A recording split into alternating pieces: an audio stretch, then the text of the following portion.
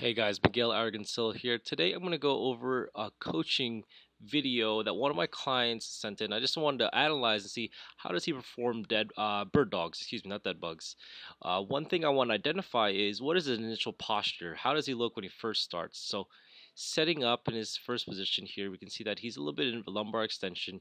His head is pushed forward a little bit too much towards the ground. If we can get a little bit more of a cervical retraction, a little bit better neutral spine in the cervical spine area, maybe even push the thoracic spine away from the ground so he's getting his hands engaged into the ground, and maybe even improving the pelvic position. So the bottom of his knees here are just a little bit tad too forward, too much, or a little bit away, excuse me, from the position of the pelvis right here.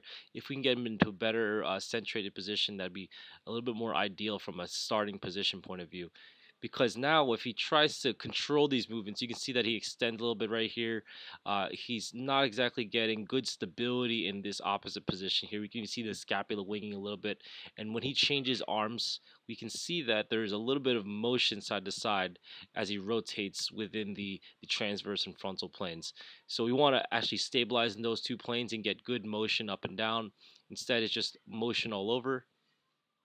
So one thing we can look towards is one of these PNF exercises that I'm going to throw in here. The two things to identify are what is shoulder flexion and then what is shoulder extension. So within the context of the bird dog, we see that his starting position is halfway between shoulder flexion and shoulder extension. So in reality, we want to maintain some shoulder extension. So if he is pulling his hands downwards towards his knees, he's getting a little bit of shoulder extension. And this bilateral shoulder extension, if we could rewind this, if this bilateral shoulder extension will facilitate thoracic flexion.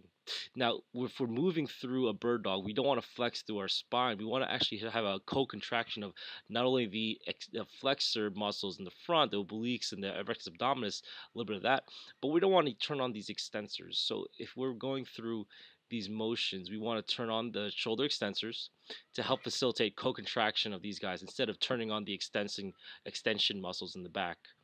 All right, so looking at it from this point of view, if we get more shoulder extension in this very first part, we can see that we'll get co-contraction of these abdominals, maybe even get a good position in the cervical spine, better position in the pelvis, for example.